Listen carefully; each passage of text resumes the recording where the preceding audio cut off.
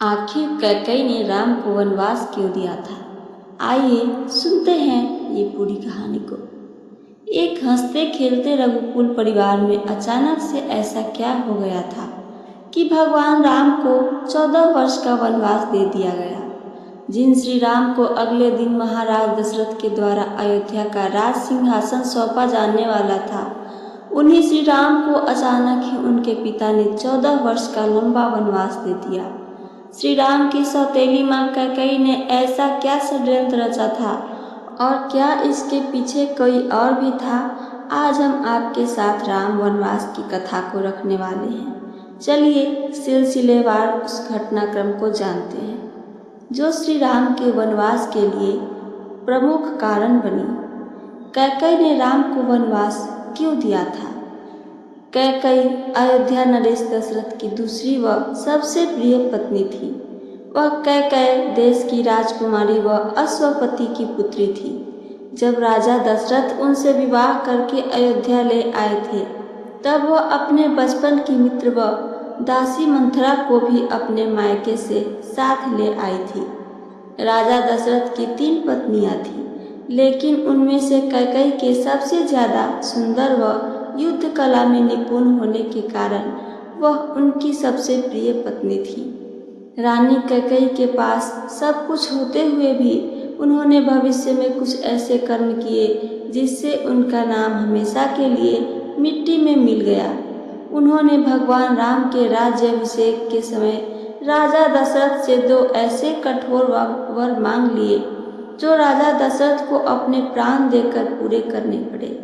आखिर रानी कैकेयी ने वह 2 वचन क्यों मांगे, वह इसके पीछे उनका क्या उद्देश्य था? आज हम इसी के बारे में विस्तार से चर्चा करते हैं। कैकेयी को 2 वचन मिलना। एक बार राजा दशरथ देवताओं की सहायता करने असुरों से युद्ध करने गए थे। तब उस युद्ध में रानी कैकेयी उनके रथ की सारथी बनी थी। जब राजा दशरथ युद्ध में चोटिल होकर मूर्छित हो गए, तब रानी कैकेयी ने अपनी सूझबूझ से रथ को एक सुरक्षित स्थल पर ले जाकर राजा दशरथ का उपचार किया था। रानी कैकेयी के कृत्य से राजा दशरथ इतने ज़्यादा प्रसन्न हुए थे कि उन्होंने कैकेयी से 2 मनचाहे वर मांगने को कहा। कैकेयी ने उन्हें समय आने पर मांगने को कहकर बात टाल दी थी। कैकेयी का अयोध्या पर क्या प्रभाव था, आइए इसके बारे में जानते हैं। चूँकि रानी कैकेयी राजा दशरथ की सबसे प्रिय पत्नी थी, इसलिए उनका प्रभाव बाकी दोनों रानियों से अधिक था। उसकी बात अयोध्या में राजा दशरथ के सिवा कोई नहीं टाल सकता था। समय बीतने पर तीनों रानियों के पुत्र हुए, जिसमें बड़ी रानी कौशल्या को श्री राम, कैकेयी को भरत व सबसे छोटी रानी सुमित्रा को लक्ष्मण व शत्रुघ्न पुत्र रूप में प्राप्त हुए थे। हालांकि कैकेयी का पुत्र भरत था, लेकिन वह सभी से बराबर स्नेह करती थी। राम के सबसे बड़े होने के कारण सबका स्नेह उनके प्रति ज़्यादा था। कैकेयी भी चारों को माता समान स्नेह दिया करती थी। फिर एक दिन चारों पुत्र महर्षि वशिष्ठ के आश्रम में शिक्षा लेने चले गए। भरत व शत्रुघ्न का कैकेयी जाना। शिक्षा ग्रहण करने के बाद जब सभी भाई अयोध्या वापस आए तो चारों भाइयों के बीच आपसी स्नेह देखकर सब बहुत ही खुश हुए थे। अब पूरा सूर्यवंशी परिवार हंसी खुशी राजसी आनंद उठा रहा था। फिर एक दिन रानी कैकेयी के मायके से संदेश आया कि उनके पिता अश्वपति की तबीयत खराब रहती है। वे अपने पौत्र भरत से मिलन करना चाहते हैं। इसलिए कैकेयी ने अपने पुत्र भरत व शत्रुघ्न को कैकेयी देश भेज दिया। राम के राज्याभिषेक की घोषणा। एक दिन राजा दशरथ अयोध्या के कुल गुरु वशिष्ठ से बैठे विचार विमर्श कर रहे थे। तब उन्होंने स्वयं के बूढ़ा होने व राम के राज्याभिषेक की बात उन्हें कही। गुरु वशिष्ठ भी इस पर सहमत हो गए। वह अगले दिन राम के राज्याभिषेक की घोषणा पूरी अयोध्या में कर दी गई। जब कैकेयी की प्रमुख दासी मंथरा को इसकी सूचना मिली तो वह अत्यंत क्रोधित हो उठी। कैकेयी ने राम को वनवास क्यों दिया? इस प्रश्न का सटीक उत्तर यही मंथरा थी। अब आप सोच रहे होंगे कि आखिरकार एक दासी मंथरा श्री राम को 14 वर्ष का वनवास कैसे दिलवा सकती है, वह भी तब जब अगले दिन उनका राज्याभिषेक होने वाला था। इसका उत्तर है मंथरा का रानी कैकेयी की प्रिय दासी होना और कैकेयी का राजा दशरथ की प्रिय पत्नी होना। किंतु केवल राजा दशरथ की प्रिय पत्नी होने से ही वे अपने प्रिय पुत्र श्री राम को वनवास भेजने वाले में से नहीं थे। इसलिए मंथरा और कैकेयी ने मिलकर एक कुटिल चाल चली थी, जिसमें महाराज दशरथ फंस गए थे। वह चाल थी कैकेयी को मिले 2 वचन। आइए राम वनवास की कथा से जुड़े उस घटनाक्रम के बारे में जान लेते हैं, जब मंथरा ने कैकेयी को भड़काया और फिर कैकेयी ने दशरथ के सामने विलाप किया।